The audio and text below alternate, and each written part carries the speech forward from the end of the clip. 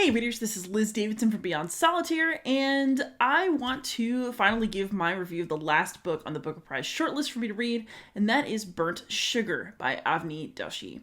This book is about a woman who has had a really rough childhood with her mother. Now her mom is getting old and she's starting to forget things, and the daughter is trying to figure out how to take care of this mother who never really took good care of her. So it's really clear that her childhood was super tumultuous, that, her mother really disappointed her grandparents, that, this little girl is basically living without a real parental figure in almost like a cult situation for several years. And now she's grown up and she's married. She has this really troubled relationship with her mother and they fight really nastily. And she's also contemplating becoming a mother herself and has all kinds of mixed feelings about that because of her relationship with her own mom. Beyond that, I don't want to give too much away because I want you to enjoy sort of the ride of the book, if enjoyable is really the right word. So this is one of those books that I appreciate, but I'm not sure that I actually liked the experience of reading it.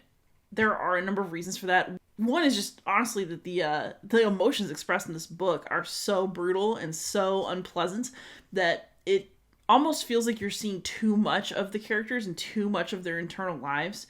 And looking at that level of resentment between mother and daughter is really profound in a lot of ways. It's also not fun.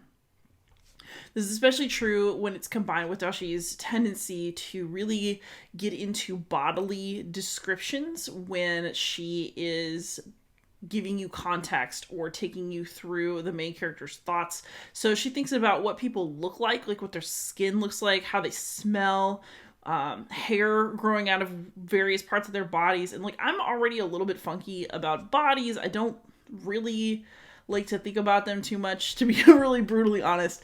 And so, smells, BO, poop. I love a good poop joke, but extended graphic descriptions of bodily functions and smells and just, it's not for me. And so there were a lot of parts of this book that were literally pretty hard for me to stomach.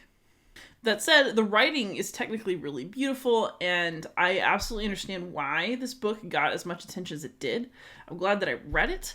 However, unless you're really ready to confront extreme simmering resentments combined with kind of nasty physical descriptions of things, this one might not be for you.